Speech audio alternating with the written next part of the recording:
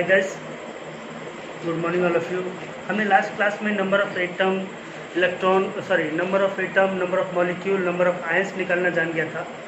जो नहीं जाने थे वो इलेक्ट्रॉन, प्रोटॉन और न्यूट्रॉन के बारे में नहीं जाने थे कि यदि एटम में इलेक्ट्रॉन, प्रोटॉन, न्यूट्रॉन है तो हमें कैसे पता चलेगा कि उसमें इलेक्ट्रॉन कितना है, प्रोटॉन कितना है, न्यूट्रॉन कितना है, तो ये हमें पता नहीं चलेगा। तो उसके लिए आज उसी का क्लास है।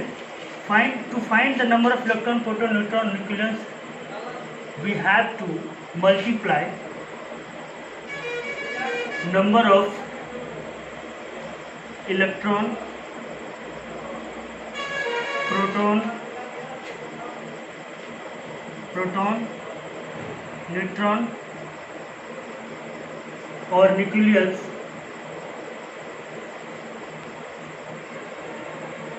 in the given एटम और मॉलिक्यूल। ठीक ना। अब हमारे पास जब भी क्वेश्चन होगा तो किसी न किसी एटम या मॉलिक्यूल्स में ही पूछेगा इलेक्ट्रॉन, प्रोटॉन, न्यूट्रॉन या न्यूक्लियस कहाँ है। ठीक ना। ये सब कहाँ पूछेगा, किसी एटम या मॉलिक्यूल्स में ही पूछ सकता है। ऐसा तो नहीं है कि पूछेगा कि आपके घर में कितने इलेक्ट्रॉन है, कितना प्रोटॉन है, ऐसा नहीं पूछ सकता है। पूछ सकता है कहाँ पे, एटम या मॉलिक्यूल के अंदर पूछ सकता है। तो ठीक ना। तो इसको जानने के लिए सबसे पहले हमको उसका मोल्स जानना जरूरी है। और मोल्स के बाद वो अगर एटम का बात कर रहा है तो नंबर ऑफ एटम जानना जरूरी है, अगर मॉलिक्यूल का बात कर रहा है तो नंबर ऑफ मॉलिक्यूल जानना जरूरी है।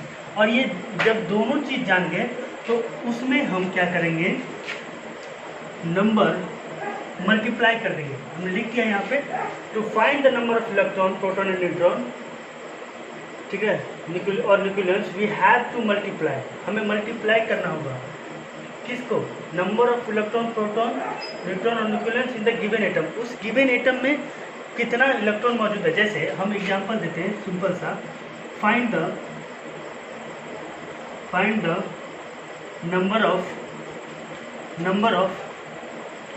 इलेक्ट्रॉन, प्रोटॉन, न्यूट्रॉन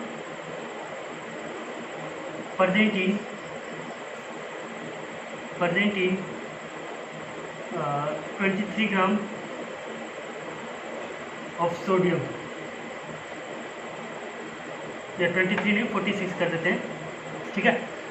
तो हम जानते हैं सोडियम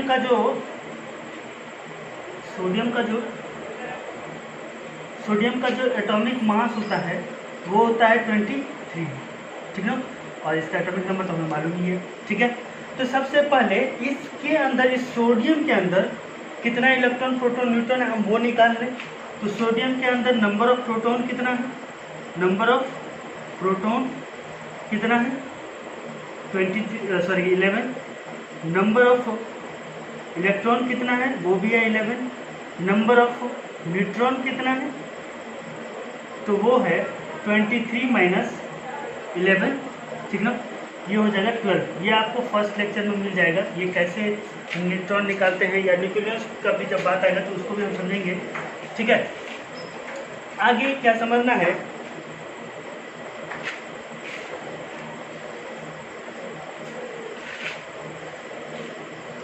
आगे ये समझना है कि इसमें सबसे पहले हमको नंबर ऑफ मोल्स जानना जरूरी है, क्योंकि जब तक नंबर ऑफ मोल्स पता नहीं चलेगा हमको नंबर ऑफ एटम पता नहीं चलेगा। ठीक ना।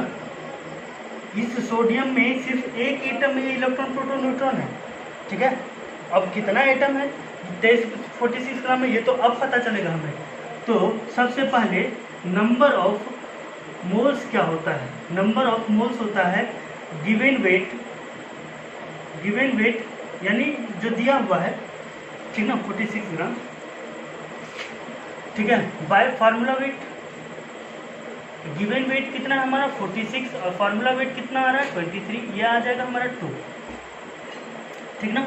तो नंबर ऑफ एटम कितना है, नंबर ऑफ एटम हो जाएगा 2 × 6.022 × 10⁻23 हो जाएगा ना। ये हमारा एटम हो जाएगा। इतना एटम मतलब 46 ग्राम सोडियम में कितना एटम है तो इतना एटम है। ठीक ना। अब इसमें हमने पूछ दिया number of electron, number of electron कितना है तो ये हो जाएगा 2 × 6.022 × 10⁻23। और इलेक्ट्रॉन की बात कर रहा है तो इलेक्ट्रॉन कितना है इलेक्ट्रॉन हमारा 11 है तो 11 से मल्टीप्लाई हो जाएगा, ठीक ना। अगर प्रोटॉन की बात किए तो सेम थिंग, 2 × 6.022 × 10⁻23, प्रोटॉन कितना है 11 से मल्टीप्लाई हो जाएगा, ठीक है। उसी प्रकार न्यूट्रॉन्स की बात किए तो वो 2 × 6.022 × 10⁻23 इंटू न्यूट्रॉन कितना है हमारा 12 है तो 12 से मल्टीप्लाई हो जाएगा। तो ऐसे निकलता है इलेक्ट्रॉन प्रोटॉन न्यूट्रॉन। एक अब पूछेगा कि यदि 40, अब बताइए कि 46 ग्राम सोडियम में 46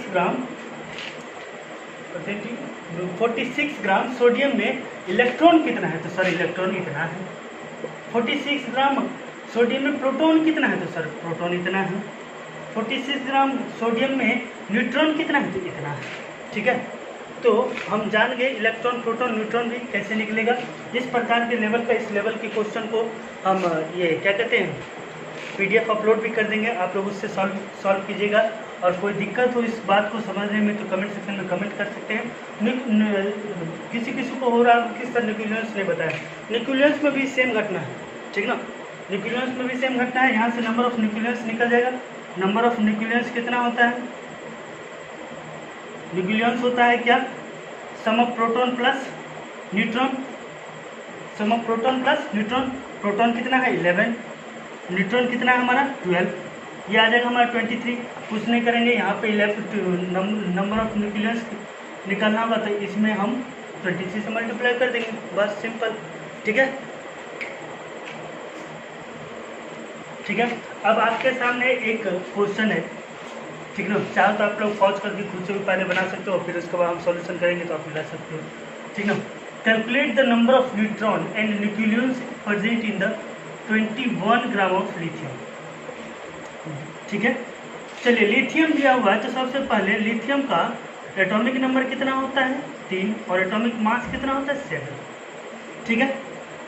अब इसमें हमको ये जानना जरूरी है कि इलेक्ट्रॉन प्रोटॉन न्यूट्रॉन कितना होता है, ठीक है। हमको चाहिए क्या, सिर्फ न्यूट्रॉन और न्यूक्लियस, तो बस दो ही चीज़ जानना जरूरी है। तो न्यूट्रॉन इसमें है 7 - 3 दैट्स इक्वल टू 4। और न्यूक्लियस की बात करें, तो ये है हमारे पास 4 + 3। 4 क्यों, 4 is the number of proton और सॉरी न्यूट्रॉन, और प्रोटॉन कितना है 3, टोटल कितने हो जाएंगे 7, ठीक है। अब सॉल्यूशन कर देंगे हमको, ठीक है। इस सब में किसी को ट्रबल नहीं होना चाहिए क्योंकि फर्स्ट लेक्चर में ही हमने ये सब बता दिया कि इलेक्ट्रॉन कितना होता है, प्रोटॉन कैसे निकलता है, न्यूट्रॉन कैसे निकलता है एक एटम, ठीक है। अब कह रहे हैं calculate the number of neutron and nucleus. तो सबसे पहले हमको लिथियम में कितना एटम है, 21 ग्राम लिथियम में कितना एटम है ये पता चलेगा, तभी तो हम उसका न्यूट्रॉन या न्यूक्लियस निकाल सकते हैं, है कि नहीं। तो अब नंबर ऑफ मोल्स क्या हो जाएगा, नंबर ऑफ मोल्स होता है weight in gram by formula weight, ठीक ना। यहाँ पे हम कभी कभी देखते होंगे कि फार्मूला चेंज कर देते हैं, ठीक ना। फैक्ट को बस समझना है कि जो दिया हुआ है उसी का वेट लिखना है, ठीक ना। बस इस फैक्ट को समझना है। कोई वेट इन ग्राम लिखता है, कोई गिवन वेट इन ग्राम लिखता है, तो इससे कोई फर्क पड़ने वाला है। नीचे में यही होना चाहिए फार्मूला वेट, ठीक ना। अगर कहीं पे एटॉमिक वेट, मॉलिकुलर वेट, आयनिक वेट लिखा हुआ तो उसको तुरंत काट दीजिए, ठीक है, उसको तुरंत काट दीजिए, ठीक है। वेट इन ग्राम दिया हुआ है कितना 21 ग्राम। अब फार्मूला वेट लिथियम का कितना है 7, ये कट गया, कितना आ गया 3, ठीक है। अब 3 मोल आ गया तो नंबर ऑफ एटम मिल जाएगा हमको। नंबर ऑफ एटम लिथियम में कितना है 3 × 6.022 × 10⁻23, है ना। अब यदि नंबर ऑफ न्यूट्रॉन की बात करें, नंबर ऑफ न्यूट्रॉन की बात करें तो ये है 3 × 6.022 × 10⁻23 और न्यूट्रॉन है कितना हमारे पास 4 है। एक एटम में 4 न्यूट्रॉन, तो कितना एटम में कितना न्यूट्रॉन 4 से गुना कर देंगे, ठीक ना। नंबर ऑफ न्यूक्लियस की बात करें तो ये हो जाएगा 3 × 022 इंटू 10⁻23 इंटू न्यूक्लियस कितना है 7, एक लिथियम में 7 न्यूक्लियस, तो इतना लिथियम में गुना कर देंगे। ठीक है, तो इस प्रकार से इलेक्ट्रॉन प्रोटॉन न्यूट्रॉन हमको एटम में फाइंड आउट करना होता है। अब यदि पूछे कि 21 ग्राम लिथियम में कितना न्यूक्लियस, तो सर इतना न्यूक्लियस। ठीक ना, 21 ग्राम लिथियम में कितना न्यूट्रॉन, तो सर इतना न्यूट्रॉन। क्लियर।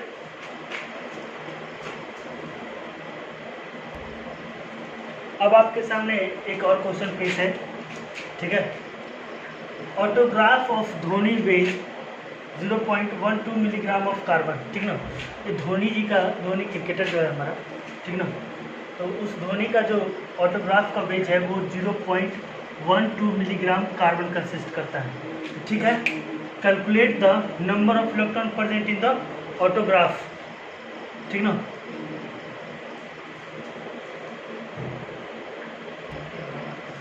ठीक है, तो calculate the number of electron, तो उससे ऑटोग्राफ में इलेक्ट्रॉन कितना मौजूद है वो बताइए। तो सबसे पहले जिक्र किसका हो रहा है, भले ही जिक्र धोनी जी का या बड़ा खिलाड़ी का या किसी का भी हो रहा है, लेकिन हमको मतलब किससे, केमिस्ट्री से, कार्बन से। कार्बन का एटॉमिक नंबर कितना होता है 6 और एटॉमिक मास कितना होता है 12। ठीक ना, अब कह रहा है कि इतना ग्राम कार्बन वो कंटेन करता है, तो नंबर ऑफ मोल्स क्या हो जाएगा, नंबर ऑफ मोल्स हमारा हो जाएगा weight in gram by formula weight in gram यहाँ पे दिया नहीं हुआ है, तो इसको चेंज करेंगे। 0.12 मिलीग्राम इज इक्वल टू 0.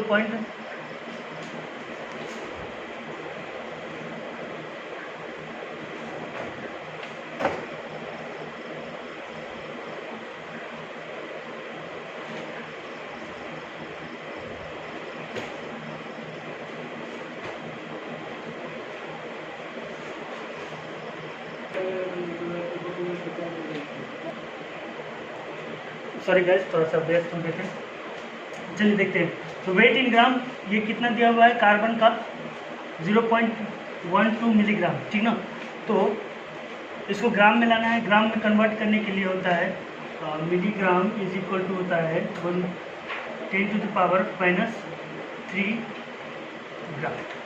ठीक है, तो ये लिख सकते वेट इन ग्राम कितना है 0.12 into 10⁻³ gram by formula wait कितना है हमारा, फार्मूला वेट 12, ये कट के नीचे आ जाएगा 100। ठीक है, तो ये आ जाएगा 10⁻⁵। ठीक ना, अब नंबर ऑफ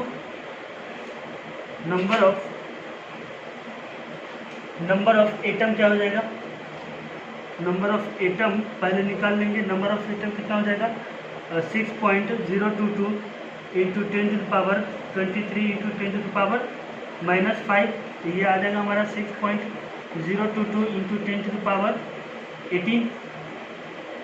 ठीक है,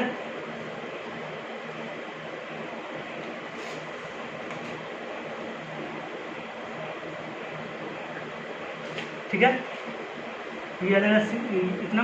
अब इसमें इलेक्ट्रॉन का बात करें, नंबर ऑफ इलेक्ट्रॉन, तो number of electron is equal to क्या हो जाएगा 6.022 इंटू 10⁻18 इंटू कितना, इलेक्ट्रॉन कितना है कार्बन में 6 से मल्टीप्लाई कर देंगे। ये मतलब इतना ग्राम कार्बन कंटेनिंग से ऑटोग्राफ में कितना इलेक्ट्रॉन होगा, कितना इलेक्ट्रॉन होगा। ठीक है,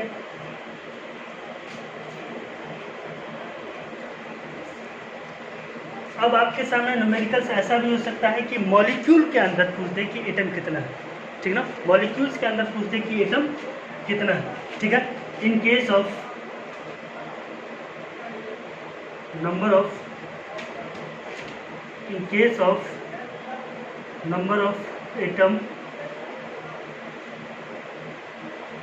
atoms present in the molecule,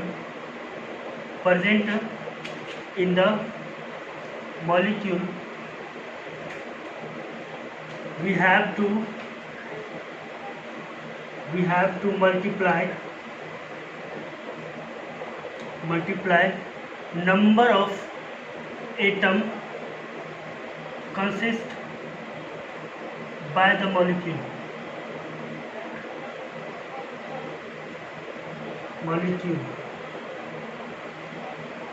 in number of molecule। कहने का मतलब ये है कि अगर हमको किसी मॉलिक्यूल में अगर एटम का संख्या निकालना हो, जैसे लेट अस कंसीडर CO2 में, ठीक ना, एग्जांपल ही ले लेते हैं न्यूमेरिकल का तो बेटर समझ में आएगा।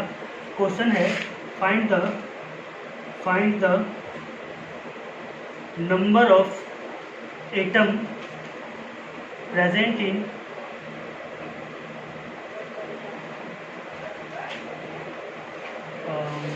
44 ग्राम ऑफ CO2। CO2 एक कंपाउंड है, हम जानते हैं, और CO2 में नंबर ऑफ एटम का जिक्र कर रहा है। तो सबसे पहले इस मॉलिक्यूल में नंबर ऑफ मॉलिक्यूल कितना है, इस 44 ग्राम कार्बन डाइऑक्साइड में मॉलिक्यूल कितना है, ये जानना ज़रूरी है। और उसके बाद हम इसमें जितना एटम से ये बना हुआ है उस एटम को मल्टीप्लाई कर देंगे। तो कितना एटम से बना हुआ है, 3 एटम से। देखिए, 1 कार्बन और 2 ऑक्सीजन, ठीक ना। तो इसका नंबर ऑफ मॉलिक्यूल्स निकालने के बाद इस 3 एटम को यदि मल्टीप्लाई कर देंगे तो आ जाएगा हमारा number of atom present in 44 gram of this molecule, ठीक है। तो सॉल्यूशन करते हैं। नंबर ऑफ, सबसे पहले मोल्स निकालना होगा। मोल्स क्या हो जाएगा, weight in gram by formula weight. Weight in gram कितना है, 44, और फार्मूला वेट CO2 का वेट, CO2 वेट, और CO2 का वेट होता है 44, ठीक है। तो 44/44 ये आ जाएगा 1। अब हमारे पास नंबर ऑफ मॉलिक्यूल कितना है, नंबर ऑफ मॉलिक्यूल हो जाएगा 1 × 6.022 × 10⁻23, ठीक ना। अब पूछ दे कि इस CO2 मॉलिक्यूल में एटम कितना है, तो number of atom present in CO2 क्या हो जाएगा, 6.022 × 10⁻23 इंटू कितना एटम से बना हुआ है, 1 कार्बन एटम, 2 ऑक्सीजन एटम, तो 3 से 3 हो जाएगा, ठीक ना, ठीक है। तो इस प्रकार के न्यूमेरिकल्स भी हम आपको अपलोड कर देंगे, तो इसको भी बना लीजिएगा। Hi guys, good morning again, ठीक है। अब आपके सामने पुराने लेक्चर को, जो लेक्चर नंबर 4 है, उसी को हम आगे बढ़ा रहे हैं, ठीक ना। Calculate the number of atom present in 18 gram of glucose, ठीक ना। ऑक्सीजन एटम का बात कर रहा है कि 18 ग्राम ग्लूकोज में ऑक्सीजन एटम कितना है, तो कोई दिक्कत नहीं है। सबसे पहले नंबर ऑफ मोल्स क्या हो जाएगा ग्लूकोज का, weight in gram by formula weight. Weight in gram कितना है, 18 ग्राम, फार्मूला वेट कितना आएगा ग्लूकोज का 180, ठीक ना, क्योंकि ग्लूकोज का फार्मूला होता है C6H12O6, आप कर सकते हो। इसका मॉलिक्यूलर वेट जो है वो 180 ही आना है, ठीक ना। तो ये क्या हो जाएगा 1/10 मोल, ठीक ना। तो अब 1/10 मोल आया, तो नंबर ऑफ मॉलिक्यूल कितना हो जाएगा इसमें, नंबर ऑफ मॉलिक्यूल हो जाएगा इसमें 1/10 × 6.022 × 10⁻23, ठीक है। और ये 10 से 1 कट जाएगा, 10⁻22 बचेगा, तो ये हो जाएगा 6.022 × 10⁻23। अब ये बताइए कि हमें पूछ क्या रहा है, नंबर ऑफ ऑक्सीजन एटम। तो ग्लूकोज में ऑक्सीजन एटम कितना है, 6 है।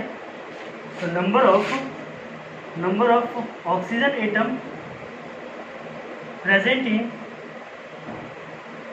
ग्लूकोज C6H12O6 वो हो जाएगा 6.022 × 10⁻23 इंटू कितना, ऑक्सीजन एटम कितना, 6 से मल्टीप्लाई कर देंगे।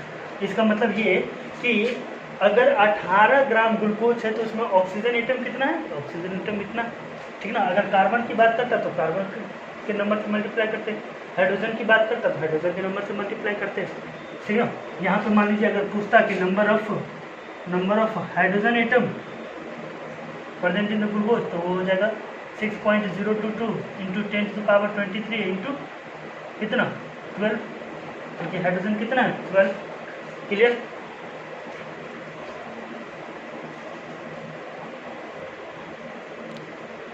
अब यदि number of electron proton neutron हमको कंपाउंड में बोल दे निकालने के लिए, तो कोई चिंता करने की बात नहीं है।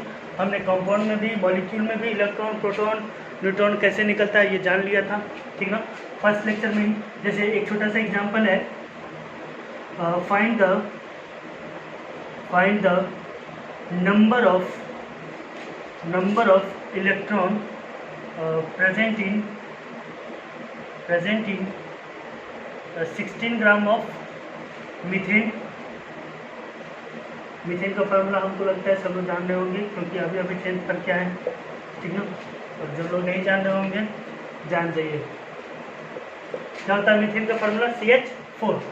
तो सबसे पहले इसमें इलेक्ट्रॉन कितना है, इलेक्ट्रॉन पहले फाइंड आउट कर ले। तो कार्बन का एटॉमिक नंबर होता है 6, एटॉमिक मास होता है 12, हाइड्रोजन का एटॉमिक नंबर 1 और एटॉमिक मास भी 1, ठीक ना। और हाइड्रोजन है कितना, 4 हाइड्रोजन, ठीक है। तो प्रोटॉन क्या हो जाएगा इसमें, नंबर ऑफ प्रोटॉन क्या हो जाएगा, 6 प्रोटॉन प्लस 1 और कितना हाइड्रोजन 4, तो टोटल कितना 10 प्रोटॉन, ठीक ना। 10 प्रोटॉन हो गया, और 10 प्रोटॉन तो नंबर ऑफ इलेक्ट्रॉन में कितना 10, ठीक ना। अब सॉल्यूशन करते हैं। नंबर ऑफ मोल्स क्या हो जाएगा, नंबर ऑफ मोल्स हो जाएगा weight in gram by formula weight. Weight in gram कितना दिया हुआ है 16, फार्मूला वेट कितना दिया हुआ है वो भी दिया हमारा कितना, फार्मूला वेट मीथेन का कितना हो जाएगा 12 और 4 16, ठीक ना। 12 और 1 इंटू 4 16, ये कट के आ जाएगा 1। तो नंबर ऑफ मॉलिक्यूल कितना हो जाएगा, नंबर ऑफ मॉलिक्यूल कितना हो जाएगा 1 इंटू 6.022 इंटू 10⁻23, ठीक ना। अब इसी में पूछते नंबर ऑफ इलेक्ट्रॉन कितना है, नंबर ऑफ इलेक्ट्रॉन कितना है, तो 1 इंटू 1 का क्या जरूरत 6.022 इंटू 10⁻23 इंटू इलेक्ट्रॉन कितना है हमारे पास, इलेक्ट्रॉन 10 है, 10 से मल्टीप्लाई कर दीजिए, कोई दिक्कत नहीं है, ठीक ना। अगर प्रोटॉन पूछता तो उसमें भी हम यही चीज़ रखते हैं, number of electron plus number of molecule into number of proton भी कितना है 10, ठीक ना। इसी प्रकार से न्यूट्रॉन न्यूक्लियस वगैरह सब पूछ सकता है, ठीक ना। तो उस चीज़ों को इसका न्यूमेरिकल बनाने से पहले हमें ये जानना जरूरी है कि किसी भी मॉलिक्यूल में किसी भी मॉलिक्यूल में प्रोटॉन इलेक्ट्रॉन न्यूट्रॉन न्यूक्लियस कितना है, ये हमने फर्स्ट लेक्चर में बता दिया है, ठीक ना।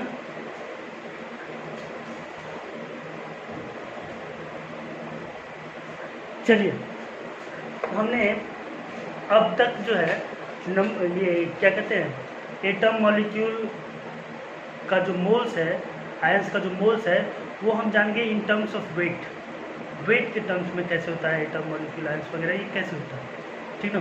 अब वॉल्यूम के सेंस में जानेंगे, ठीक ना, मोल इन टर्म्स ऑफ वॉल्यूम, ठीक है। तो हमें पता है कि नंबर ऑफ मोल्स होता है वॉल्यूम के सेंस में, मोल्स जो होता है वो होता है वॉल्यूम इन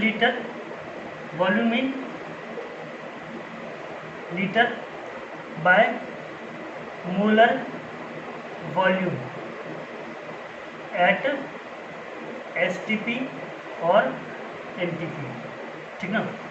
STP और NTP क्या है, standard temperature and pressure, NTP क्या है, नॉर्मल टेम्परेचर एंड प्रेशर, ठीक ना।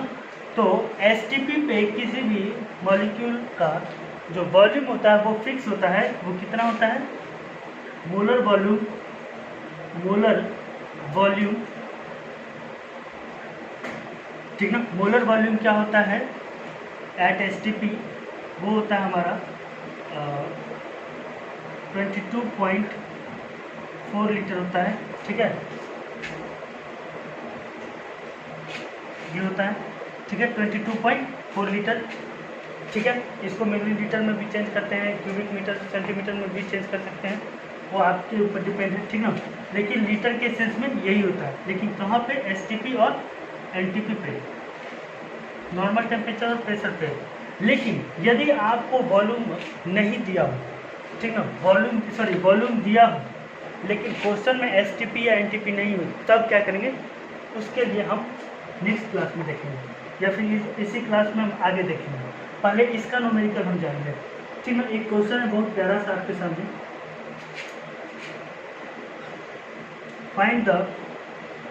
फाइंड द नंबर ऑफ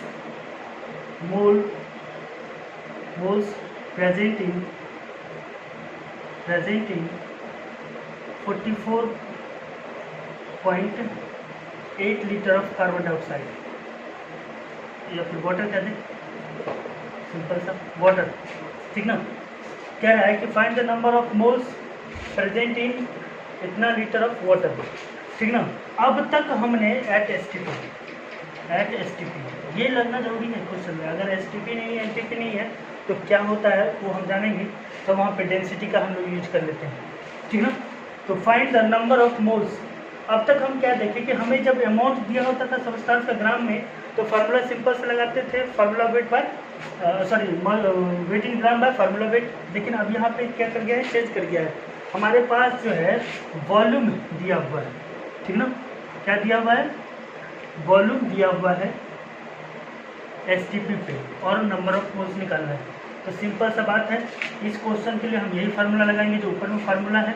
तो नंबर ऑफ मोल्स क्या हो जाएगा, नंबर ऑफ मोल्स, इसका सॉल्यूशन है ये, ठीक ना। नंबर ऑफ मोल्स क्या हो जाएगा, वॉल्यूम इन लीटर जो हमेशा दिया रहेगा 44.8 बाय 22.4, क्योंकि मोलर वॉल्यूम एनटीपी पे एसटीपी पे कितना होता है, 22.4 लीटर, ठीक ना। ये कट के आ जाएगा 2, ठीक ना। तो 2 मोल्स हो जाएगा, मतलब 44.8 लीटर वाटर में कितना मोल है, तो 2 मोल है सर, ठीक है।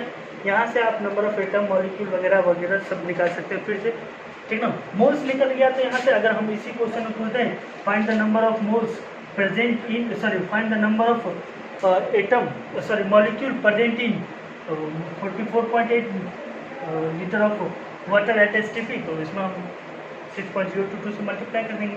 देख लेते हैं एक न्यूमेरिकल उससे रिलेटेड भी, ठीक है।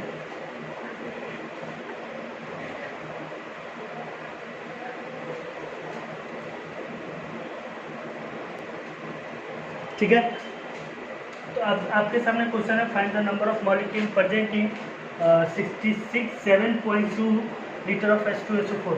तो हमें पता है नंबर ऑफ मोल्स क्या होता है, ठीक है। नंबर ऑफ मोल्स क्या होता है, वो होता है volume in litre, volume in litre by molar volume. अभी देखें, मोलर वॉल्यूम, ठीक ना।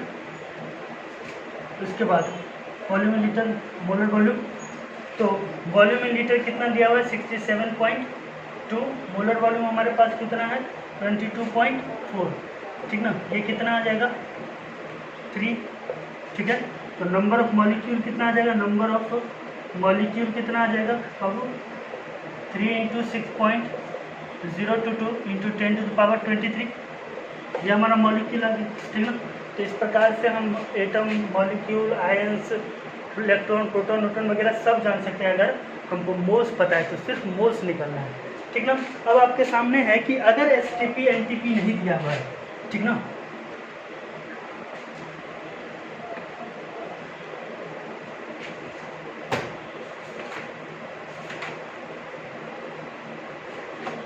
ठीक ना, if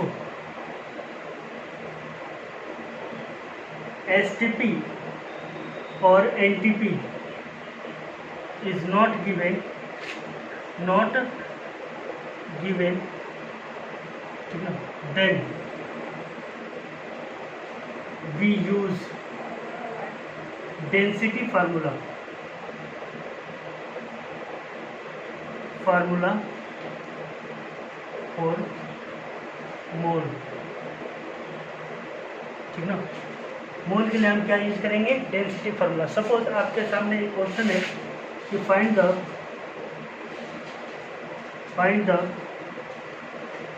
the number of moles present in 1.8 litre of H2O, ठीक ना। तो आपको यदि वॉल्यूम पता है तो क्वेश्चन में जो जिस कंपाउंड, जिस एलिमेंट या जिस एटम या जिस मॉलिक्यूल का बात करेगा ना, उसका वॉल्यूम या तो दिया रहेगा या फिर याद रखना होगा, ठीक ना। उसके ब्रैकेट में दिया होगा।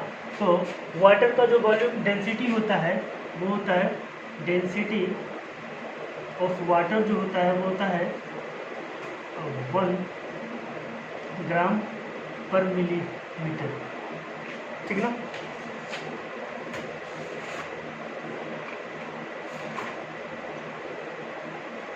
ठीक है, ग्राम पर मिलीलीटर, ठीक ना, ये होता है। तो इसके लिए आपको क्वेश्चन सॉल्व करने के लिए हमें पता नहीं है, एसटीपी दिया नहीं हुआ है, एनटीपी दिया नहीं हुआ है क्वेश्चन में, तो सीधा सा डेंसिटी फार्मूला लगाएंगे। डेंसिटी इज इक्वल टू क्या हो जाएगा, मास बाय वॉल्यूम, ठीक है। अगर हमें मास पता चल जाए तो इस वाटर का मोल्स निकल सकता है। मास पता करने के लिए density into volume is equal to mass आ जाएगा। तो डेंसिटी कितना होता है वाटर का, 1, और वॉल्यूम दिया हुआ है कितना, 1.8 इज इक्वल टू मास, ठीक ना। तो ये हो जाएगा कितना, 1.8 ग्राम। मतलब H2O का मास आ गया, तो अब तो मोल्स आसानी से निकलेगा ना।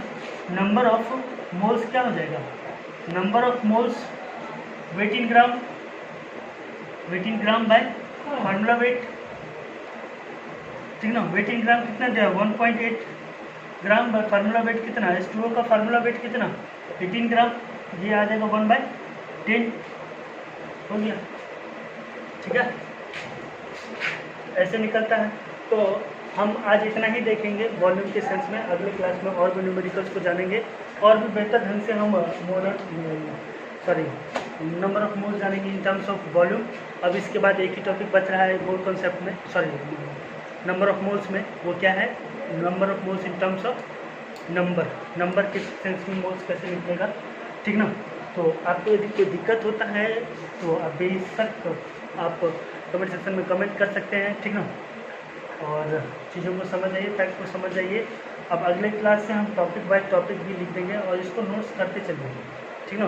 क्योंकि जो न्यूमेरिकल्स होता है ना, अगर आप उसको रेगुलर प्रैक्टिस नहीं करोगे, रेगुलर देखते नहीं रहोगे, स्टडी नहीं करते रहोगे, तो कुछ चीज़ें आपको क्लियर नहीं होंगी, ठीक ना। आप पढ़ते रह जाओ, हम सिलेबस पढ़ाते रह जाएंगे, कोई फायदा नहीं होगा, ठीक ना।